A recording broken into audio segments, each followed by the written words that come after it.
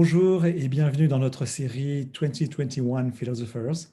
Ce programme accueille des penseurs qui incarnent le renouveau de la philosophie en langue française au XXIe siècle, dans ses contenus et dans ses pratiques. Je suis particulièrement heureux de recevoir Frédéric Gros, car il est un des plus beaux exemples de philosophie de philosophe qui est à la fois, comme on le dit chez certains médecins, un grand spécialiste et un généraliste qui n'hésite pas à gambader sur des terrains inattendus.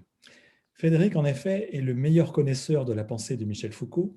Il a édité ses derniers cours du Collège de France, 1980-1984, et il a dirigé l'édition de ses œuvres dans la bibliothèque de la Pléiade. Mais Frédéric a lui-même écrit des essais très originaux, parmi lesquels État de violence, essai sur la fin de la guerre, et le principe sécurité, les deux chez Gallimard en 2006 et 2012, dans lesquels il réfléchit à cette lutte permanente contre l'insécurité qui a remplacé les conflits armés classiques et qui est devenu un principe de gouvernement. Récemment, il a poursuivi cette réflexion en publiant Désobéir, chez Albin Michel en 2017, où il interroge les sources de la soumission volontaire. Mais Frédéric n'est pas un philosophe en chambre, il est un grand marcheur. Et s'il est bien professeur à Sciences Po Paris, on ne le trouve pas toujours rue Saint-Guillaume, car il part souvent faire des marches de plusieurs jours, entre la France et la Suisse ou ailleurs. Son livre « Marcher, une philosophie » est une merveille que je recommande non seulement aux philosophes, mais à celles et ceux qui aiment vagabonder. Ce goût du déplacement l'a aussi amené à écrire deux romans d'inspiration historique, Les Possédés et Le Guérisseur des Lumières. Aujourd'hui, Frédéric Gros nous fait la gentillesse de parler en avant-première de son prochain livre qui sortira cet automne et qu'il consacre à la honte qu'il considère comme un affect majeur des sociétés contemporaines. Vous pouvez d'ores et déjà lui poser vos questions en cliquant sur l'onglet questions-réponses au bas de votre écran. Cette séance est enregistrée et sera accessible sur notre chaîne YouTube. Frédéric, bienvenue à la Maison française de New York University. François, merci. Merci à toutes, merci à tous de m'écouter jeudi ce soir parce que ici il est déjà 9 heures du soir. Effectivement, je ne peux pas, je m'en excuse, discuter avec vous déjà directement chez vous et en plus en anglais. Donc voilà, je vais parler en français depuis chez moi. Ça fait une double restriction dont vous voudrez bien m'excuser. François m'avait proposé soit de présenter quelque chose comme un parcours un petit peu général de ce que j'ai pu penser ici et là, ou alors de vous présenter une série de réflexions par rapport à des recherches qui sont mes dernières recherches. Et c'est vrai que c'est ce que j'ai préféré faire. Alors, ça a l'avantage que les choses sont encore bien fraîches, hein, ce n'est pas exactement du réchauffé que je vous présente, et l'inconvénient du fait que j'ai cru avoir en tout cas beaucoup d'idées, ce qui amène peut-être une certaine confusion, on verra dans mon propos. En tout cas, oui, je vais parler de la honte. Ce problème de la honte, je l'ai reçu, j'allais dire, en pleine figure. Bon, d'abord, il s'agit d'un affect personnel qu'on a tous, je crois, quand même plus ou moins partagé. Et je pense que je ne ferai pas confiance à quelqu'une ou quelqu'un qui me dirait que dans sa vie, il n'a jamais éprouvé la honte. J'aurais vraiment beaucoup de méfiance. Et parfois, c'est vrai que quand les gens montrent une certaine timidité, de l'embarras, j'ai parfois tendance à y voir quelque chose comme la possibilité d'une amitié un peu solide. Voilà, disons que la timidité ou la manière dont la sensibilité à cet affect qu'est la honte peut se manifester chez certains, c'est quelque chose qui me touche. Alors, au-delà de ces choses tout à fait anecdotiques, quand je dis que ce qui m'a frappé, c'est deux énoncés qui ont été vraiment ceux à partir desquels j'ai voulu réfléchir. Le premier énoncé est un énoncé déjà ancien, c'est une phrase de Marx qu'il écrit à l'intérieur d'une lettre. Hein. Voilà, il est sur une péniche, il vogue et il écrit «La honte est un sentiment révolutionnaire». Alors j'ai toujours trouvé ça très impressionnant parce que assez immédiatement, quand je réfléchis à la honte, je vois quelque chose comme de la tristesse, du renfermement sur soi, quelque chose qui peut être lié à l'indicible. En tout cas un affect qu'il convient de dépasser et non pas de nourrir. Et c'est vrai que c'est comme ça que ça peut être souvent présenté. Les grandes définitions classiques de la honte chez Spinoza, chez Descartes, vont dire la honte est un affect de tristesse, ils emploient le mot tristesse, provoqué par un jugement négatif des autres, etc. Et là, j'ai cette phrase. Et la deuxième phrase, je l'avais trouvée dans l'entrée résistance de l'abécédaire de Gilles Deleuze, que vous connaissez peut-être, en tout cas, qui est là aussi une expérience philosophique, hein, d'écouter cet abécédaire. Et dans l'entrée résistance, il évoque une expression qu'emploie Primo Levi. Je l'ai retrouvée, elle est peut-être ailleurs, mais en tout cas, je l'ai retrouvée à propos du procès de Kafka que Primo Levi a lui-même traduit, et il explique combien cette expérience a été douloureuse pour lui, cette traduction. Et il parle de cette fin du procès de Kafka avec une phrase un peu célèbre qui est « Et c'est comme si la honte devait lui survivre ». C'est, je crois, la dernière phrase du procès. Et Primo Levi a cette expression, reprenant un peu Kafka, en disant oui, au fond, ce que dit Kafka ici, c'est ce que j'ai pu éprouver au sortir des camps d'Auschwitz, c'est la honte d'être un homme.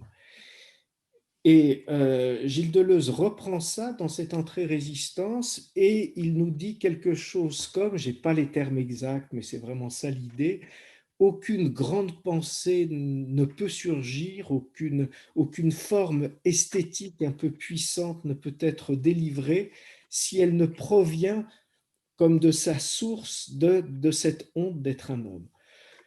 Alors évidemment, ces deux énoncés me déstabilisaient assez fortement parce que par rapport à ce que je pouvais construire autour de la honte, justement, comme affect triste, et comme ce qui devait être dépassé, et ben voilà, ça m'irritait la pensée, si vous voulez. Et c'est vrai qu'en travaillant un peu plus sur la honte, c'est un univers très, très fort, très, très intense. C'est ouvert à moi voilà, que je tente dans ce livre un petit peu de déployer avec des choses qui me semblent importantes et qui ne m'étaient pas apparues avant. Par exemple, j'étais très content d'apprendre que François travaillait sur la passion de la vérité. C'est ça, c'est ce que j'ai retenu sur, en tout cas, ce rapport à la vérité, parce que j'ai cru pouvoir redéfinir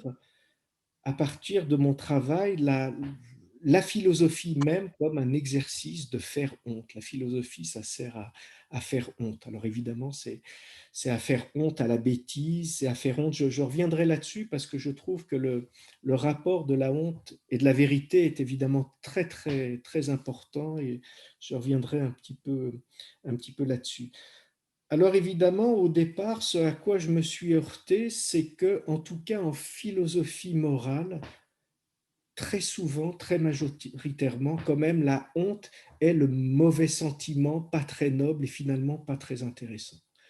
C'est-à-dire, on a tendance quand même à privilégier l'affect de culpabilité, le sentiment de la faute, et à y voir quelque chose comme le creuset moral par excellence et le bon sentiment, hein, d'une profondeur philosophique absolument abyssale, alors qu'avec la honte, on a quand même des petites affaires d'ego personnel qui seraient finalement pas si intéressantes que ça, et on pourrait résoudre très facilement le problème de la honte en considérant qu'après tout, c'est vraiment beaucoup s'attacher à l'opinion de l'autre, au regard de l'autre, et que c'est pas comme ça qu'on construit des existences, et que la honte comme telle n'a pas beaucoup d'intérêt en morale. Bon, Alors, il y a eu des voix minoritaires, hein, je pense, en tout cas dans la philosophie contemporaine, à Ruven Augien, qui a écrit un très très beau livre sur la honte et voilà, et avec à la fois un style, une précision, enfin quelque chose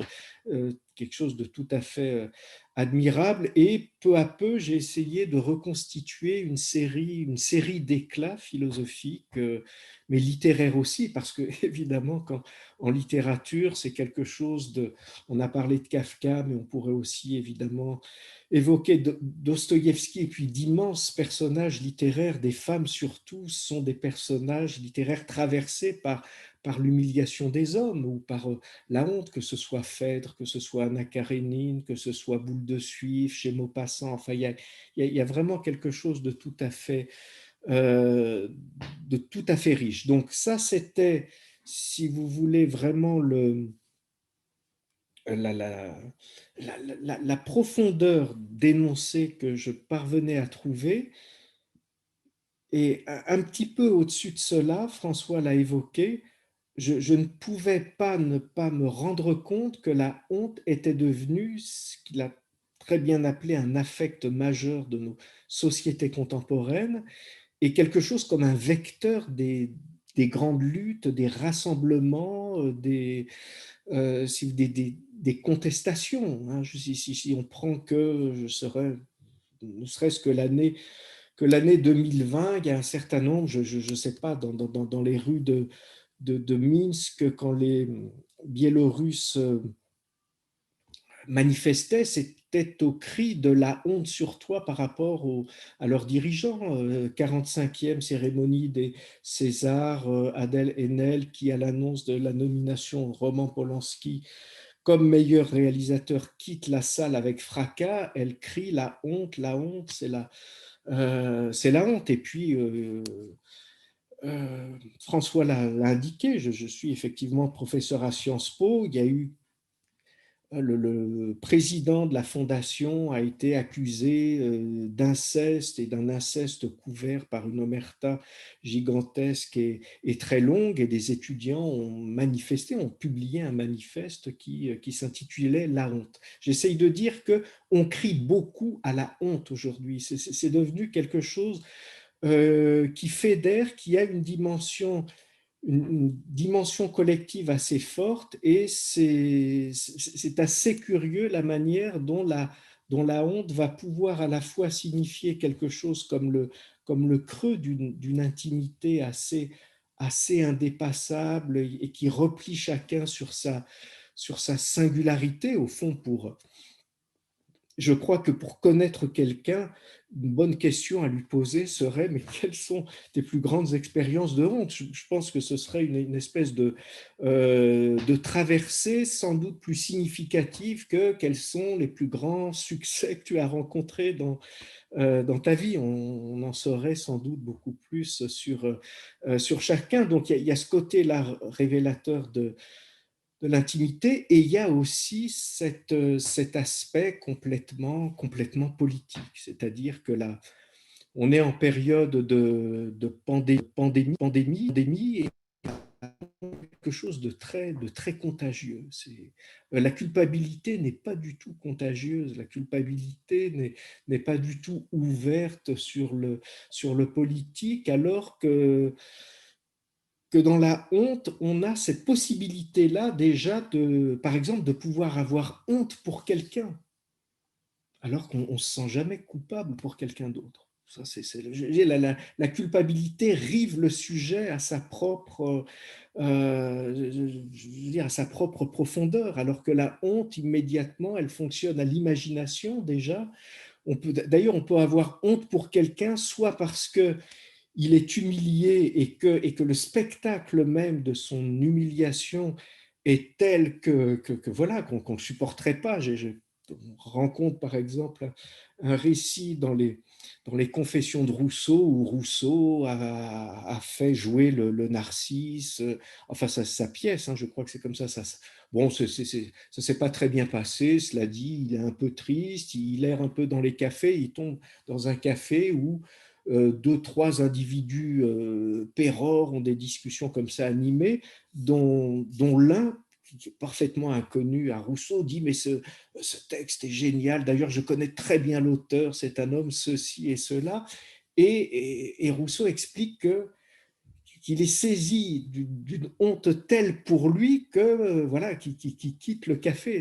Donc on peut avoir honte, j'allais dire, de l'humiliation ou de la simple possibilité de l'humiliation des autres, mais parfois on a honte aussi pour quelqu'un qui se conduit de manière parfaitement éhontée, c'est-à-dire on a honte à sa place devant des comportements cyniques, racistes, ignominieux, etc. On est saisi d'une honte qui aurait dû saisir celui qui déploie ces comportements. Donc voilà, la honte, j'allais dire, est une capacité, c'est ça qu'on pourrait dire même par rapport à la culpabilité. La culpabilité nous recentre dans le moi, alors que la honte nous déporte à chaque fois, nous fait qu'on se décentre, en tout cas, voilà, on a honte en l'autre, c'est-à-dire qu'il y a vraiment tous ces mouvements et toute cette dynamique. Alors, je dirais d'autre part que quand on peut soutenir l'idée que la honte est une espèce d'affect comme ça majeur de nos sociétés, on pourrait retenir trois slogans, trois ou quatre, mais en tout cas qui me semblent tout à fait récurrents et exprimer à chaque fois une figure tout à fait particulière de la honte. Le premier slogan, ce serait quand même quelque chose comme n'ayez plus honte de vous-même.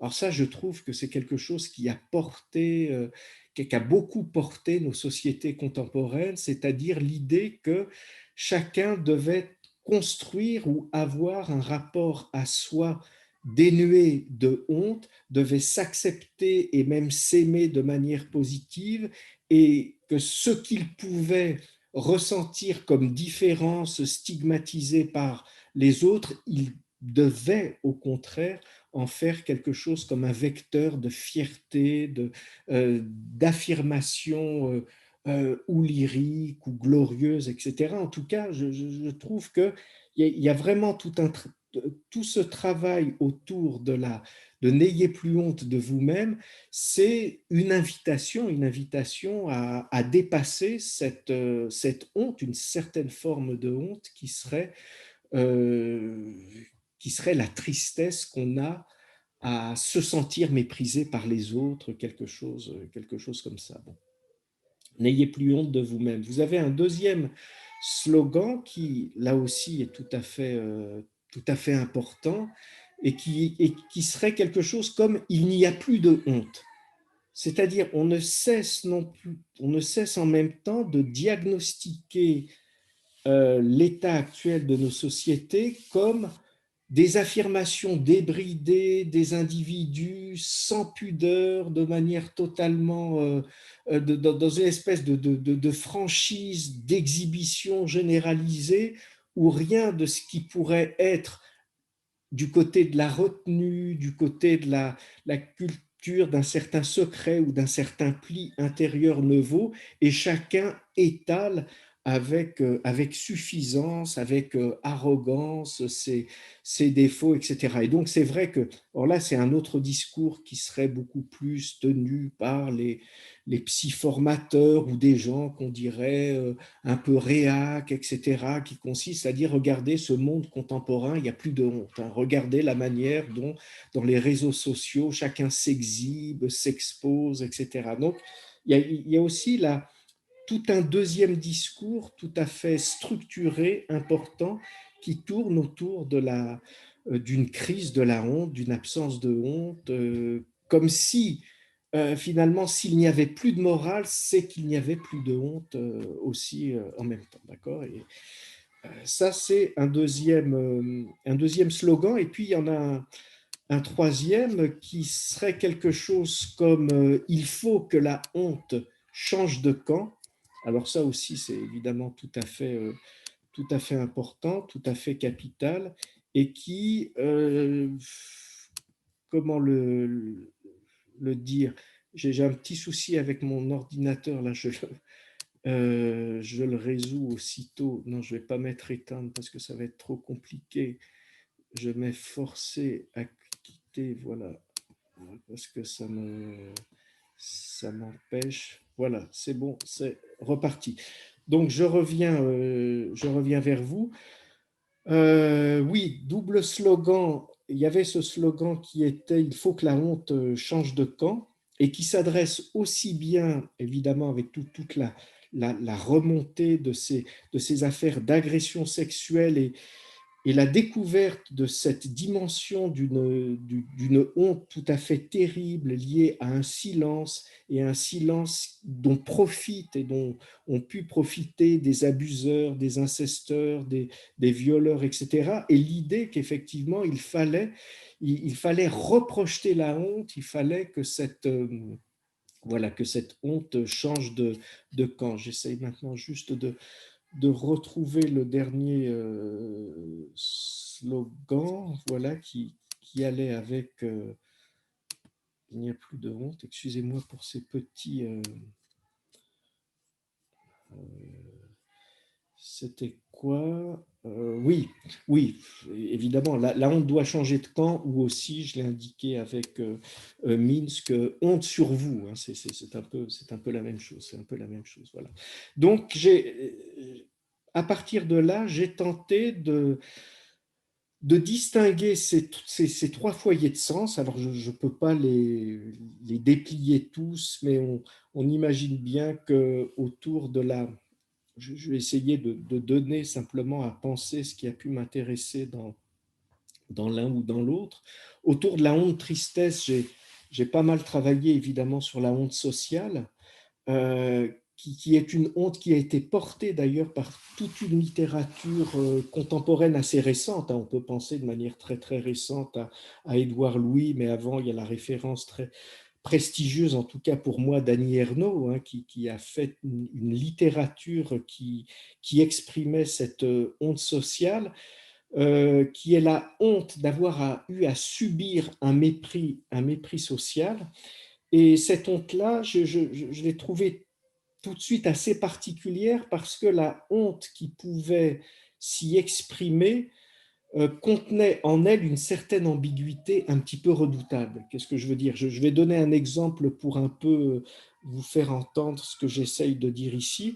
Vous avez un passage que je trouve assez beau d'ailleurs dans le premier homme de Camus, où Albert Camus parle de sa rentrée au collège, et chez Annie Ernaux aussi, et chez beaucoup d'écrivaines ou d'écrivains de la honte, ce passage au collège, et aussi le passage de la découverte, de la honte, en tout cas de ce sentiment, de ce moment où on commence à se comparer, et voilà, où on n'est plus pris dans l'amour familial, mais où son être même va devenir dépendant du discours des autres.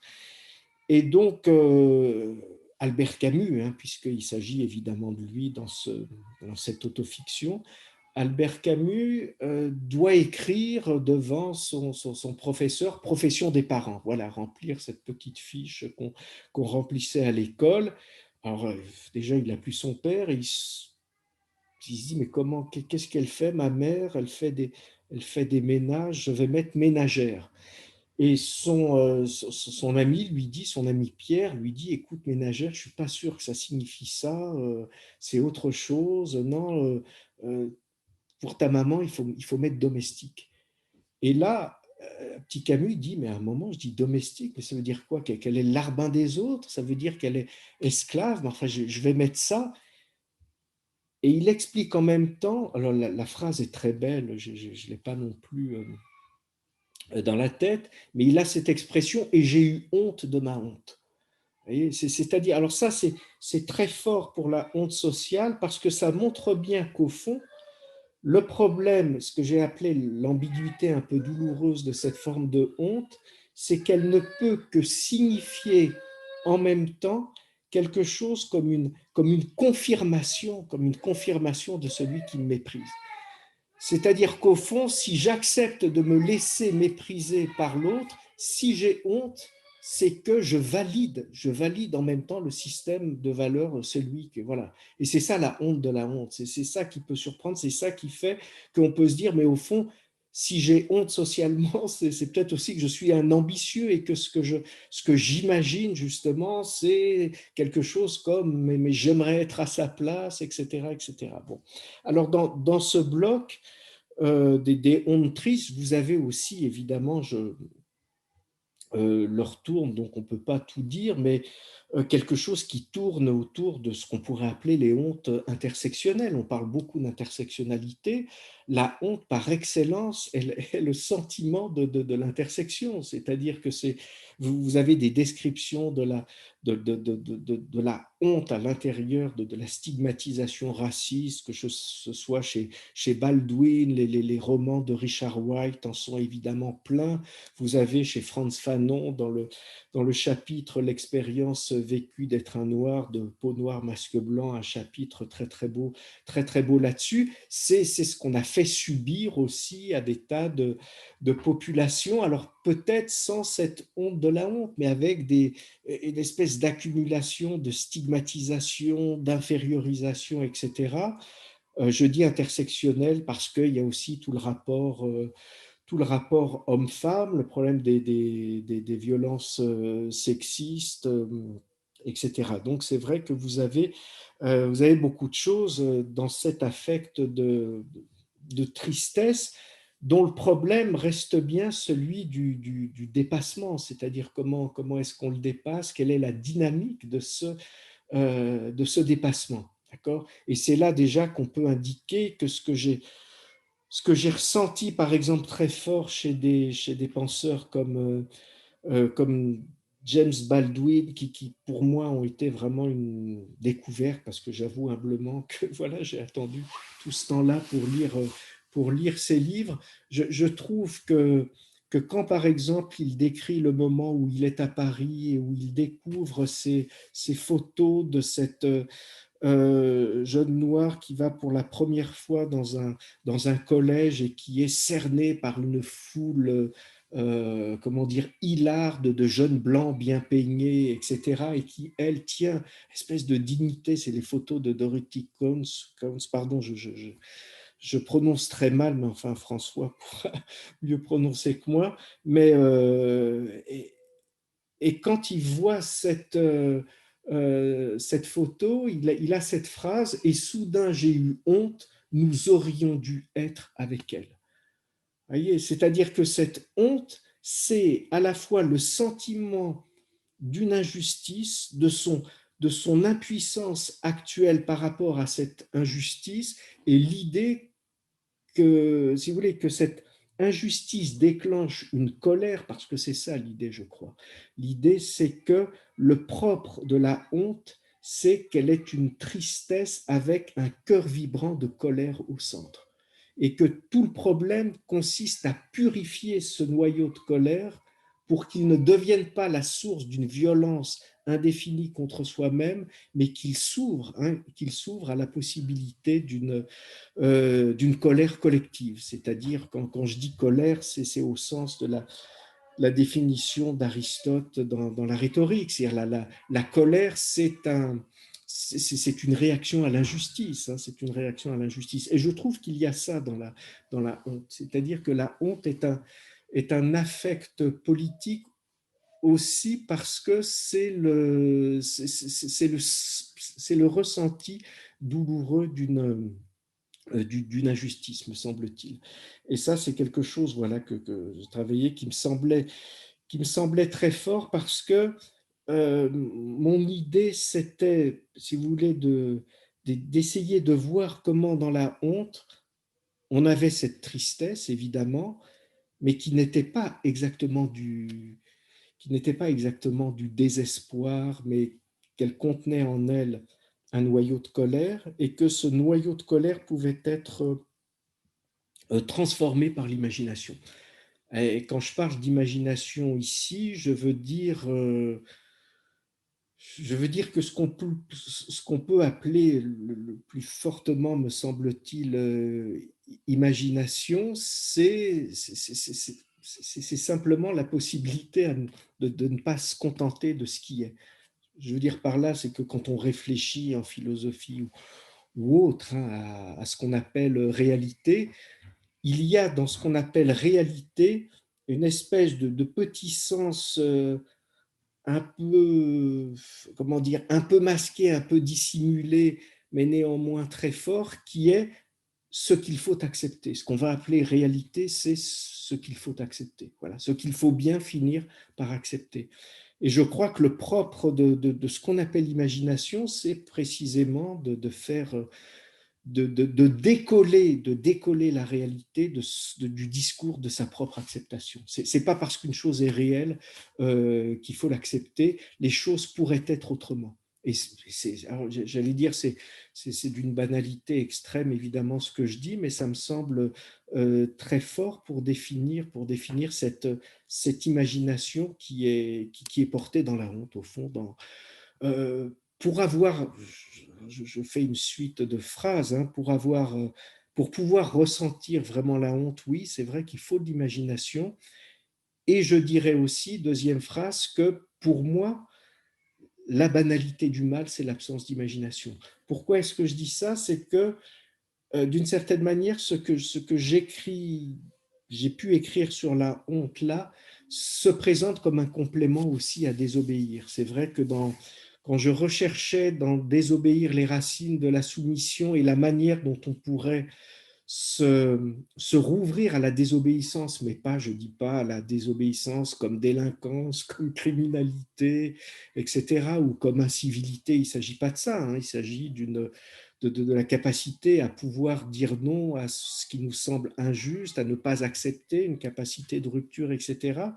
J'ai été très fortement impressionné, mais enfin, elle est impressionnante par Hannah Arendt en construisant Désobéir, c'est-à-dire que j'en arrivais finalement à l'idée que ce qui nous, voilà, ce qui nous empêche de désobéir, c'est une absence de pensée et qu'il faudrait trouver dans la récupération d'un jugement critique, quelque chose comme une capacité de désobéir.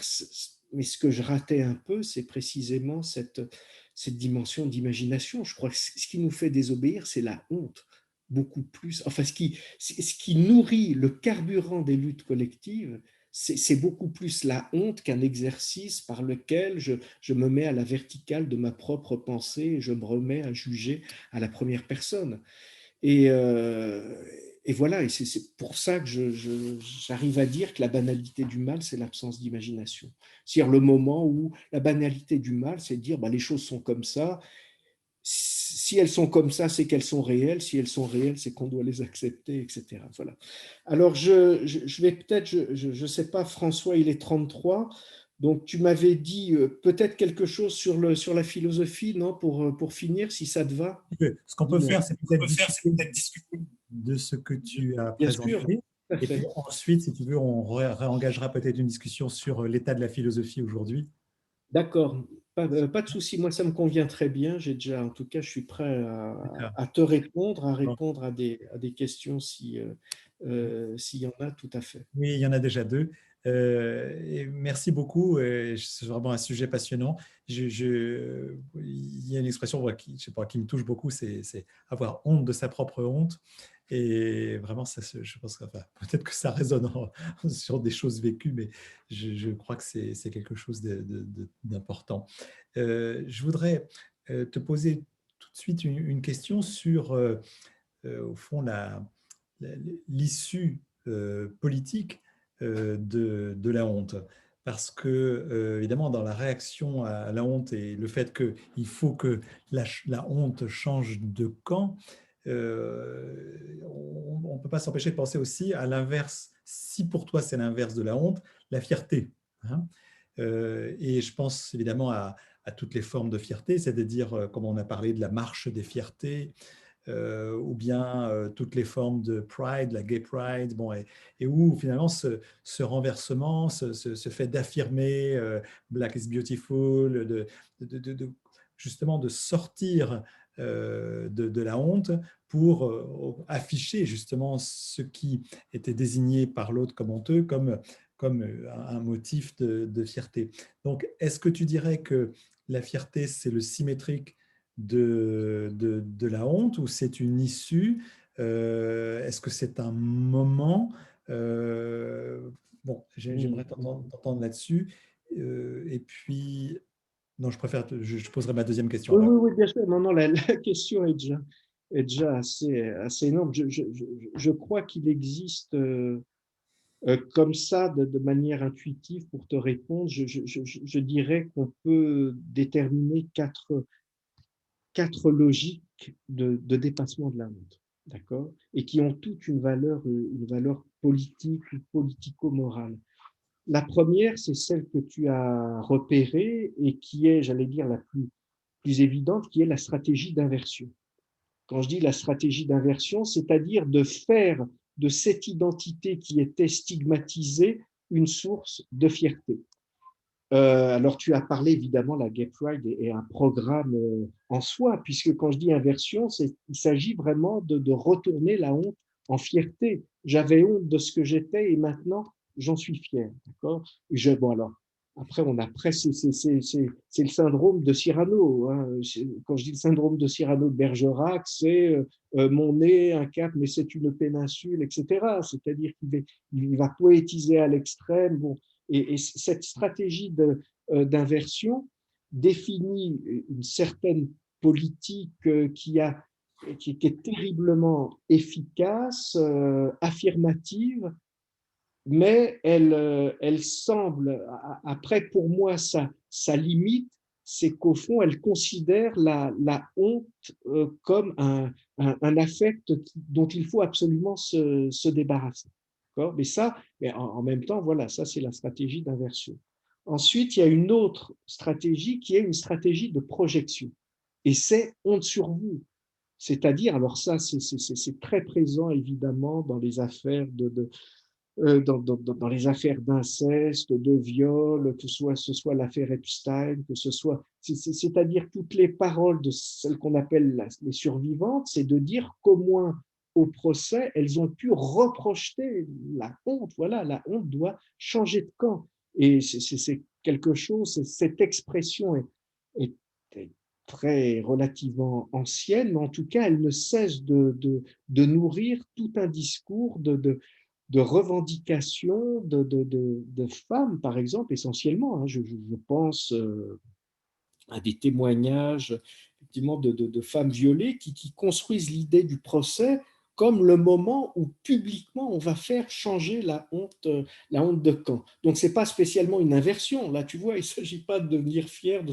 Non, pas du tout. Simplement, cette espèce de noyau ténébreux, on va tenter de le reprojeter sur l'autre.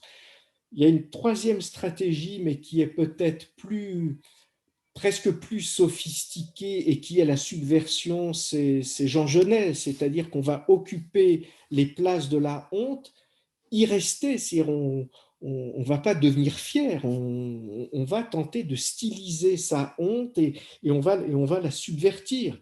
C'est la manière dont, je sais pas, dont les cyniques ou même Gandhi pouvaient faire de leur pauvreté une provocation pour les autres. C'est-à-dire on va occuper ces places de la honte et on va tenter d'en faire quelque chose comme un point d'interrogation pour celui qui me stigmatise. Et puis, il y a la dernière que j'appellerais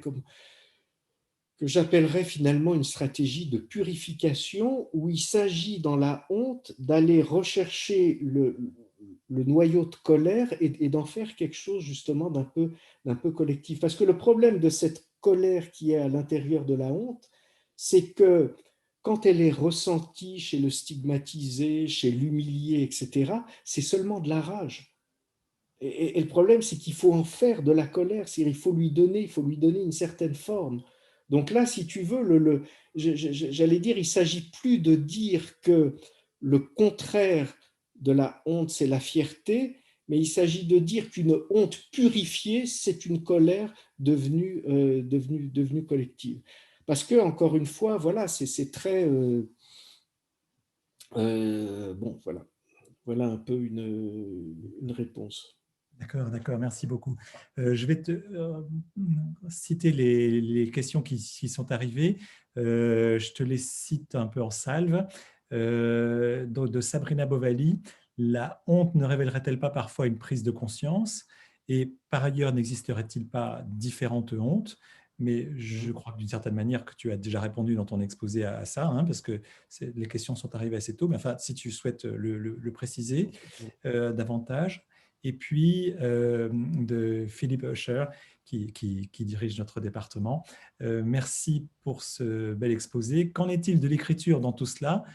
Je pense à Montaigne, dont il est un spécialiste, et il cite Montaigne. J'ai commencé, à propos, il parle de ses pensées, j'ai commencé de les mettre en rôle, espérant avec le temps lui en faire honte à lui-même. Et sa question, c'est en quoi l'écriture nous aide-t-elle à vivre et à penser la honte? Et alors, j'ai encore, bon, peut-être que tu veux qu'on fasse une petite pause dans les questions. Oui, oui, je vais commencer là-dessus, sur la honte et la prise de conscience. Oui, je trouve qu'il y a quelque chose comme ça dans la honte. Bon, j'allais dire, c'est comme ça que c'est présenté, mais je parle à un grand spécialiste, donc c'est vrai que c'est un peu comme ça que c'est présenté par Sartre dans L'être et le néant. Ce que je veux dire par là, c'est qu'il y a quand même l'idée que le moment de la honte, c'est Oui, le moment où je prends conscience déjà que je suis un moi, parce que c'est l'exemple que prend Sartre de quelqu'un qui descend les escaliers, qui se met à coller son œil contre la serrure, il entend du bruit, et ça y est, il commence à exister. C'est-à-dire que euh, quand je dis il commence à exister, je veux dire que la prise de conscience, c'est une belle question dans sa simplicité. C'est-à-dire, auparavant, je ne suis que conscience, et avec la honte, je prends conscience. Je dis que je prends conscience, c'est que la honte, c'est le traumatisme initial qui fait que je me mets à exister pour les autres, et que cette existence pour les autres, à la fois m'échappe et me définit. C'est-à-dire, ça commence, je dis, ça commence à être très compliqué, quoi. Mais c'est vrai que oui, qu'on est dans quelque chose comme une prise de conscience, oui, c'est-à-dire, voilà, oui, c'est tout à fait juste.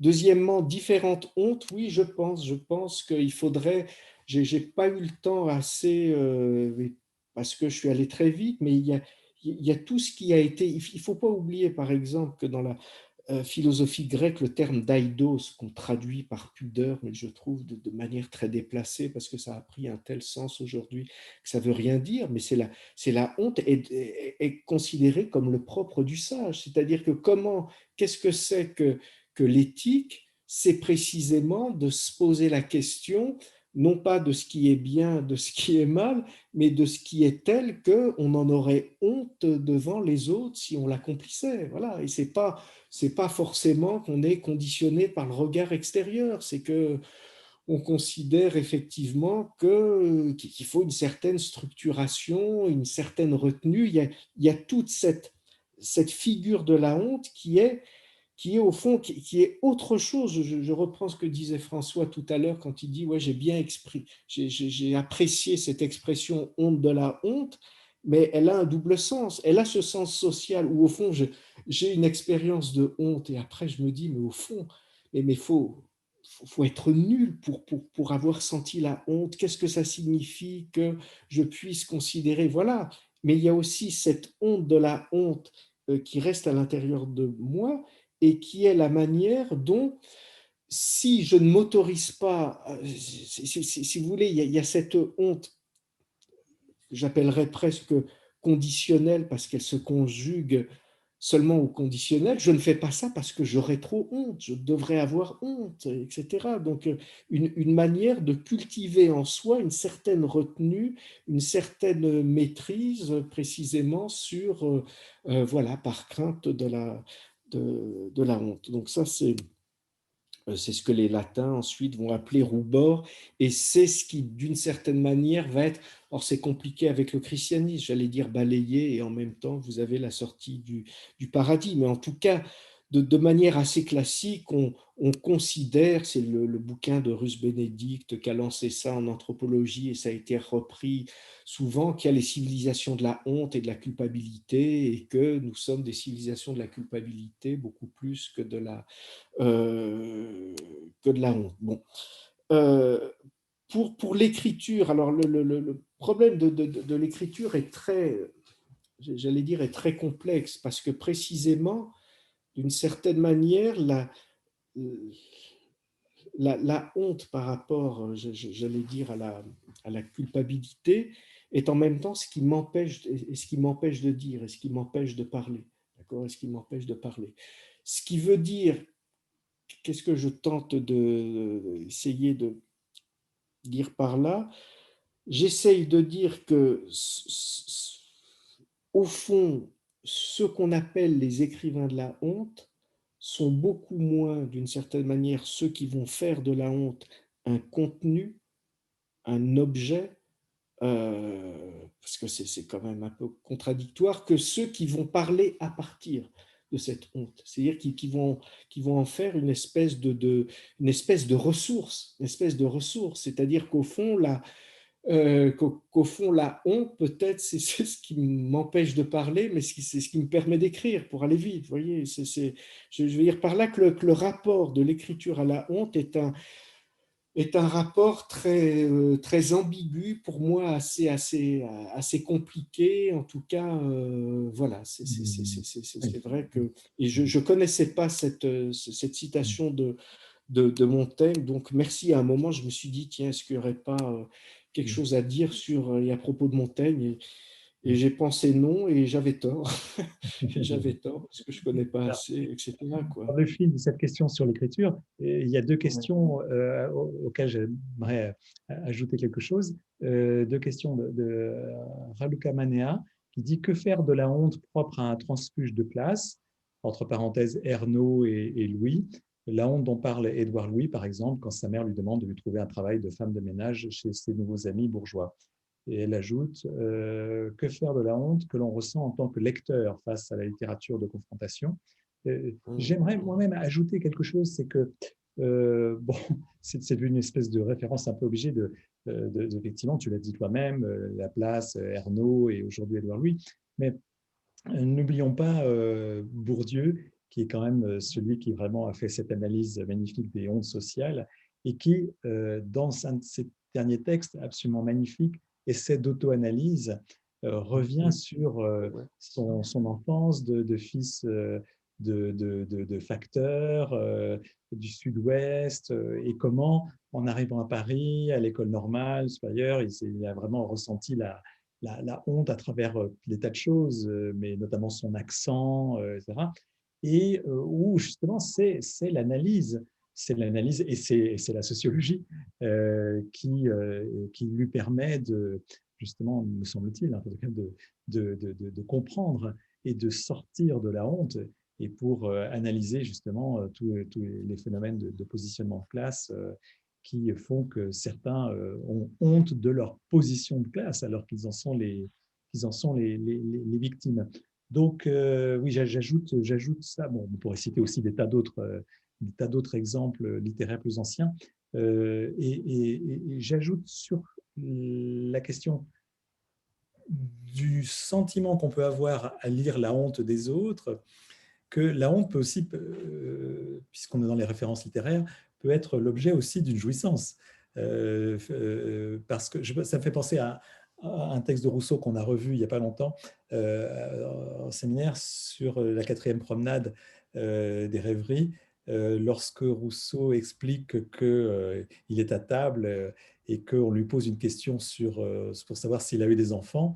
Et on sait très bien que, tout le monde sait très bien, il y a Thérèse qui est là, sa femme, et on sait très bien qu'il a abandonné ses enfants, et il sait que les autres savent, et il ment tout en sachant que les autres savent qu'il ment, et il dit qu'il en éprouve de la honte, mais on sent qu'il y a une espèce de masochisme à jouir de cette situation honteuse.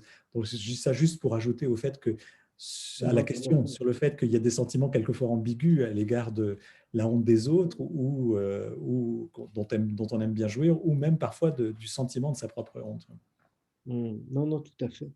Donc, je vais essayer de les classer un peu. Je reprends la première autour du transfuge de classe, les textes d'Édouard Louis, les textes d'Annie Ernaux, et puis ce que tu ajoutes à propos à propos de Bourdieu, qui est d'ailleurs une espèce de référence. Quand on prend justement le volume d'Édouard Louis sur Bourdieu, où interviennent Annie Ernaux, Didier Ribon, etc., assez vite, tous trouvent, oui, chez lui, les ressorts Oui, d'une analyse très forte de la honte sociale. Moi, ce qui m'intéressait dans cette honte sociale, c'est quand même je reviens sur ce que je disais, d'essayer d'évoquer une espèce d'ambiguïté vibrante. Qu'est-ce que je veux dire par là? Je veux dire qu'en même temps, on ne peut pas et on ne doit pas oublier que la pauvreté a été un ressort d'une fierté. Si on prend le bouquin de Hogarth sur la culture du pauvre, si on prend même tout ce qu'a pu construire le Parti communiste français dans les années 50, 60, etc., il y avait l'idée, quand je dis une fierté d'être pauvre, une fierté d'appartenir à une classe qui objectivement était la classe de l'universel, la classe promise à la reconquête, etc. Il peut y avoir, si on prend d'autres textes comme ceux de Gérard Mordillat, etc., sur la sociale, etc., sur la manière dont précisément chez les pauvres, les prolétaires, la différence entre le eux et le nous, ceux qui font des manières, ceux qui ne savent pas être heureux, etc. Une revendication. Je veux dire par là que la pauvreté, que l'équivalence entre la honte et la pauvreté n'est pas sans reste, n'est pas complètement évidente. Donc, ce qui me plaît à voir chez Annie Ernaux, par exemple, c'est que cette honte, en même temps, est traversée d'une espèce d'ambiguïté parce que à la fois, si je ressens, si par exemple, si, si je ne parviens pas, comment dire, le propre de position, par exemple, comme celle de Gandhi, ce sera de faire de la pauvreté une posture de dignité.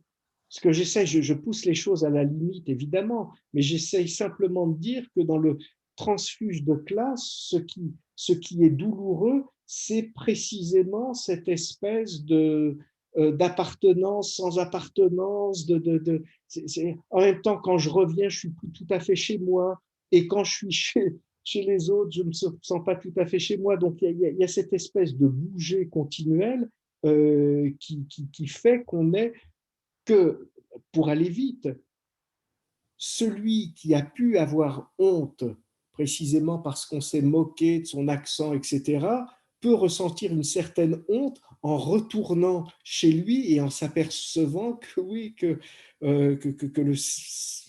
voilà, qu'il n'est pas non plus tout à fait chez lui. C'est ce que je veux dire par là, c'est que je trouve que plus que les autres, c'est-à-dire plus que les phénomènes de honte qu'on peut rencontrer dans le racisme ou dans le sexisme, où là, il y a de la stigmatisation sans reste, de l'infériorisation sans reste, etc. Dans la honte proprement sociale, c'est beaucoup plus ambigu parce qu'elle peut être traversée par la volonté de leur ressembler. Voilà. Au fond, si j'ai honte, c'est que j'aimerais tant, tellement être à leur place et que je me projette déjà. Quand vous lisez Annie Ernaux, vous avez ces passages où elle dit combien elle pouvait se venger au moment où on lisait les notes premières en dictée, Annie, etc., etc. Voilà, il y a tout un travail, j'allais dire, tout à fait, enfin, qui est la vie même, quoi, par lequel, ouais, je trouve c'est très, très ambigu. Enfin, quand je dis ambigu, je veux dire, pardon, je ne devrais pas dire ambigu, parce que c'est presque comme si j'ajoutais de la fausse conscience. C'est très complexe, c'est très riche, la honte, la honte sociale. Voilà. Et oui, j'aurais une question peut-être bien sûr. plus politique pour essayer peut-être juste d'apporter un petit peu de dissensus. Tu as bien distingué honte et culpabilité. Mais Ouais. malgré tout, est-ce que dans cette volonté de faire honte, lorsque tout d'un coup elle va être un argument politique aussi de revendication, ne peut pas mener malgré tout à, je ne sais pas si c'est une politique, mais à une forme de culpabilisation qui n'est peut-être pas forcément une bonne passion politique, c'est-à-dire voilà, de fonctionner à la culpabilisation, donc par exemple faire porter sur une population des torts qui datent de plusieurs siècles, de plusieurs générations, dont elle ne se sent pas forcément responsable. Est-ce que, même si il est important de rendre compte de l'histoire et de l'héritage, est-ce que voilà, il n'y a pas un risque dans la culpabilisation? Alors, je me suis posé cette question à partir de ce que j'appelle les hontes systémiques. Au fond, on pourrait dire qu'il y a une honte systémique. Et c'est vrai que les débats actuels que tu connais comme moi sont quand même assez vite traversés au moment où on dit, bah oui, écoutez, notre passé assez peu glorieux quand même, esclavagiste, etc. Est-ce qu'il ne faudrait pas… Alors, comment te répondre? Il y a plusieurs éléments de réponse. D'abord, il y a une phrase de Ginsburg qui dit: on mesure l'amour d'un pays à la honte qu'on peut avoir pour lui. C'est comme ça que je mesure l'amour. Voilà, je peux avoir honte de de mon passé, mais c'est aussi une expression d'un passé d'un pays. Voilà, le pays pour lequel j'ai honte, c'est aussi mon pays. Bon, il y a ce côté-là. Mais il y a aussi, donc tout ça est relié, j'allais dire, à ce qu'on peut appeler la honte du monde. Hein, la honte. Et ensuite, il y a des hontes un peu plus, presque plus intéressantes. Je pense à un auteur comme Coetzee, auteur de Disgrâce, prix Nobel de la paix, etc., fils d'Afrikaners, etc., et qui dans tous ses romans, exprime justement cette honte qui fait qu'au fond, dès qu'il parle à un individu de couleur, c'est comme s'il lui fallait s'excuser, ce qui peut apparaître pour l'autre aussi comme une forme de mépris. Donc c'est très compliqué, évidemment. Et on peut penser aussi plus généralement à la manière dont, alors là je prends beaucoup plus les débats actuels, dont à un moment on peut dire, mais arrêtez, hein, j'en prends acte. Oui, moi je suis quinquagénaire, mâle, blanc, voilà, et on essaye de me faire porter. J'imagine que c'est un peu à ça que tu penses, tous les malheurs du monde, et de me rendre coupable de toutes les violences sexistes, etc. Est-ce qu'il n'y en a pas assez de ces postures qu'on me demande, d'auto-affliction? Oui, vous voulez que je me flagelle parce que j'ai un peu de culture, parce que j'habite dans un 50 ou 70 mètres carrés. Enfin, vous voyez, tout ça à Paris, etc. Donc, quelque chose qui serait du côté de la honte systémique. Et je pense que précisément, par rapport à ce que tu dis, moi, je renverserais le dissensus. Moi, je dis, il faut conserver la différence, c'est-à-dire je ne m'en sens pas coupable, mais que je puisse à un moment accepter d'en avoir un peu honte, c'est quelque chose comme le minimum syndical du fait d'avoir une histoire. Voilà, j'ai une histoire, donc si j'ai pas un peu honte quand même, mais justement par rapport à ce que tu dis, le propre de cette honte-là, c'est que quand on dit oui, j'en ai un peu honte, c'est que j'ai pas forcément envie d'en parler. Mais non, je vais pas m'affliger. Mais non, mais c'est pas ce qu'on me demande.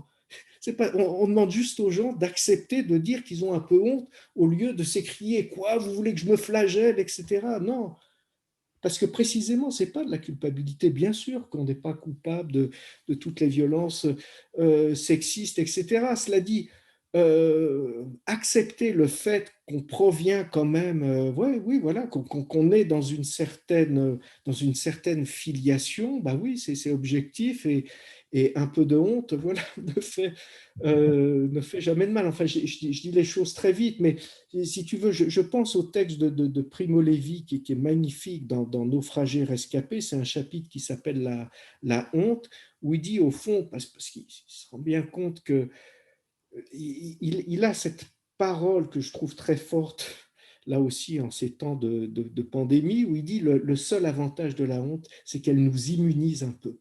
Ça nous immunise un peu quand même contre le fait de retomber dans les trucs. Voilà. Se sentir coupable, non. Bien sûr que non, parce que ça veut rien dire. Mais avoir honte, alors ça veut dire quoi avoir honte? Ça veut dire accepter d'être souillé par ça, oui, oui, oui. C'est ce que dit Deleuze dans Qu'est-ce que la philosophie, en disant finalement tout bon démocrate est quand même souillé quand il lit une histoire du nazisme, en se disant ceux qui ont fait ça, c'est quand même des hommes, il ne faut pas rigoler, ça fait partie de la même espèce, etc. Tu vois comment je formule les choses? C'est-à-dire, je suis d'accord avec toi pour dire que ça peut devenir ridicule à partir du moment où on en fait une posture. Mais le propre de la honte, c'est que ça ne peut pas être une posture. Il y a des postures de culpabilité, mais pour moi, il n'y a pas de posture de honte. Enfin, c'est peut-être rhétorique. Bon, excuse-moi, je m'emballe. C'est très juste, c'est très juste. Oui, oui. Frédéric, on arrive un petit peu à la fin et donc comme effectivement je le fais pour la plupart des invitations, j'aime bien que des philosophes contemporains comme toi donnent un peu leur point de vue sur la situation de la philosophie aujourd'hui et, et particulièrement de ta part, c'est important parce que voilà, tu es un grand spécialiste de Foucault, mais tu n'en es pas resté aux commentaires des grands maîtres et tu as ta propre réflexion, ta propre philosophie. Est-ce que tu pourrais dire au fond si aujourd'hui, le 21e siècle marque euh, un tournant ou pas, ou si toi tu sens qu'il y a une sorte de continuité avec tout ce que la réflexion de Foucault t'a inspiré, est-ce que tu es attiré par d'autres formes de réflexion qui ne sont pas forcément continentales, comme on dit ici?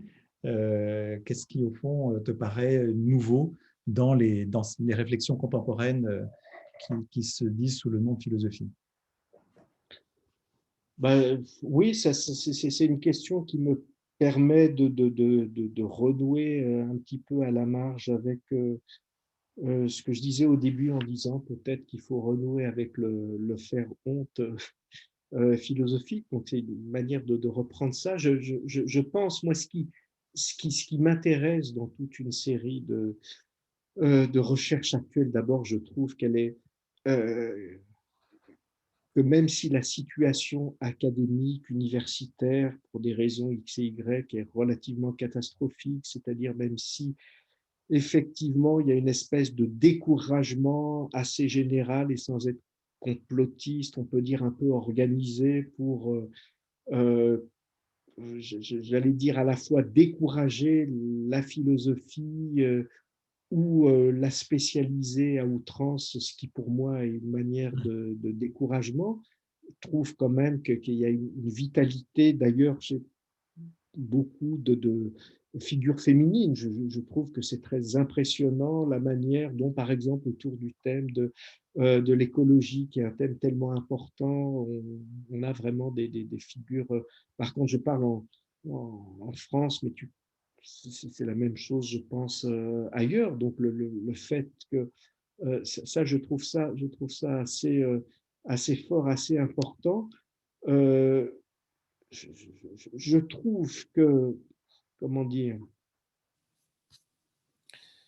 ce qui me plaît dans l'idée qui consiste à dire que la philosophie, ce serait finalement une entreprise de honte, c'est que, alors qu'est-ce que ça veut dire le faire honte philosophique?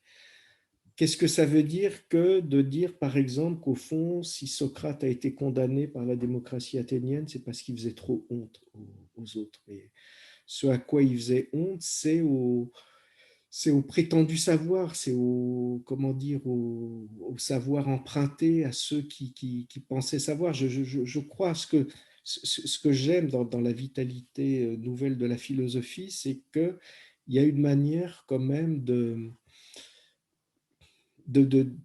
d'essayer je suis dans le, comment dire, la reduplication, mais c'est ça la philosophie, de penser ce que l'on pense, parce qu'au fond, la question de Socrate, c'est ça, est-ce que tu penses vraiment ce que tu penses, ou est-ce que, et ce qu'il finit par faire, c'est par faire honte à tous ceux qui prétendent penser ou pour qui les savoirs ne sont que des choses qui récitent. C'est-à-dire que ce qui est nocif, je crois, beaucoup plus que l'ignorance, c'est le croire savoir. C'est le croire savoir, et la philosophie, je crois que c'est une entreprise de faire honte, c'est ce que disait Deleuze, hein, toujours dans cette entrée résistance, c'est de faire honte à la bêtise, à la vulgarité spirituelle, etc. C'est une autre forme de banalité du mal, le croire savoir qui jouit d'en imposer aux autres, la prétention imbécile d'en savoir tellement plus et d'y trouver des raisons de mépris. Voilà, je crois que la fonction de la philosophie, comme son utilité publique, c'est de faire honte aux terroristes de la vérité. Voilà, c'est ça qui me semble important. On va retenir la phrase, très belle formule.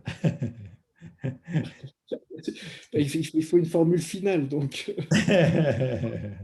Bon, si tu permets, parce que bon, je ne pourrais pas citer, malheureusement, je demande pardon à celles et ceux qui ont posé d'autres questions, parce que il faut bien que ça finisse, mais je voulais quand même, Il y a une très belle question sur Anders, je tout te à laisse fait répondre. raison. Si tu as envie d'y répondre, je te laisse y répondre, hein. Ouais, ouais. Non, non, non, non, mais je trouve. Non, parce que c'est suffisamment riche, c'est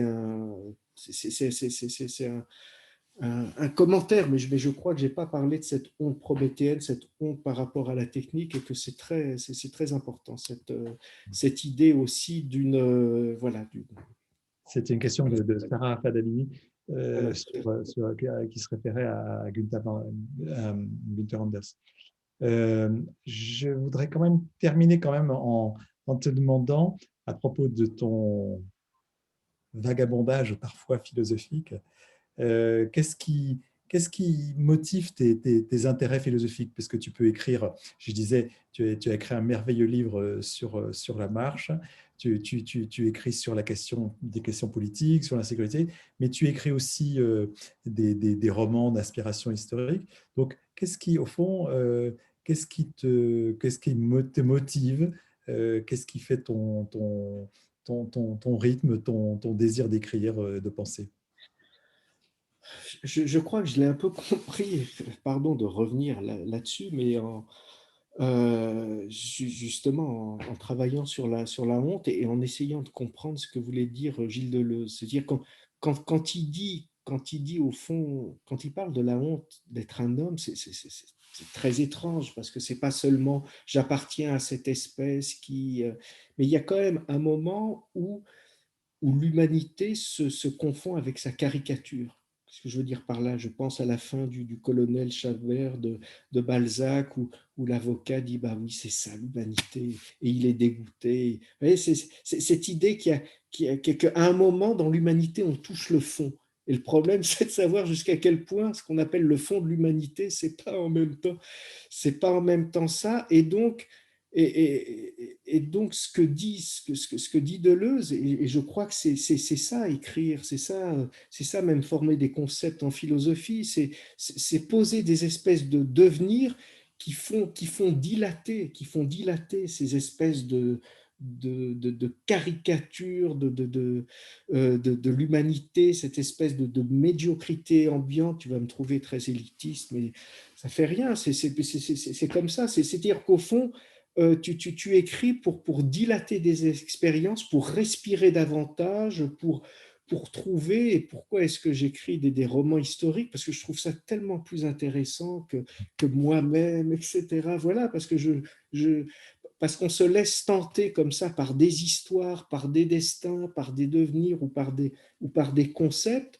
et que ça nous porte, et que voilà, ça nous porte, ça nous emporte, et ça nous dilate, ça nous fait sortir un peu justement de cette honte. Ce serait ça un peu, ce serait cette... et d'ailleurs, c'est très étrange, si on prend la citation complète de Marx, qui commence «La honte est un sentiment révolutionnaire», etc., il continue en disant «Et si tout un peuple avait honte, il serait comme un lion prêt à rugir». Voilà, et Deleuze dirait c'est un devenir animal. Voilà, c'est ça. C'est-à-dire qu'il faut, il faut être porté par des devenirs, et au fond, c'est ce que, oui, c'est ce que j'aime moins dans l'écriture elle-même, parce qu'au fond, le moment, pardon, je prends un peu de temps, hein, mais je suis désolé le moment de l'écriture lui-même est un moment très harassant, c'est-à-dire le moment où on fait les phrases, où on tente de faire, mais le moment où on se dit je suis en train d'écrire un livre sur la honte, bah ça nous porte. Après, quand il faut coïncider avec le réel, c'est-à-dire qu'il faut qu'il y ait un certain nombre de pages qui soient envoyées à l'éditeur, c'est un peu plus dur, mais et voilà, c'est ça ce qui me porte, c'est cette dilatation, c'est la dilatation de l'expérience, c'est-à-dire qu'on voilà, on ouvre un petit peu on pousse les murs de l'humanité. Merci beaucoup, Frédéric. On attend de pouvoir se dilater à la rentrée avec ton livre. Tu as déjà un titre? La honte est un sentiment révolutionnaire. Voilà, je trouve qu'il n'y a pas de. C'est un très beau titre, et ça permet justement de décaler par rapport à une figure bon, qui est existante, mais de la honte uniquement comme tristesse, quoi. Voilà. Merci, Frédéric. À bientôt. Merci à vous, merci à tous. Tu me dis, je quitte, c'est ça? Je ne veux pas faire non plus d'opération. OK. Merci beaucoup à toutes, à tous de m'avoir écouté. Et puis, voilà, très, très bonne journée à vous. Au revoir. Merci, au revoir.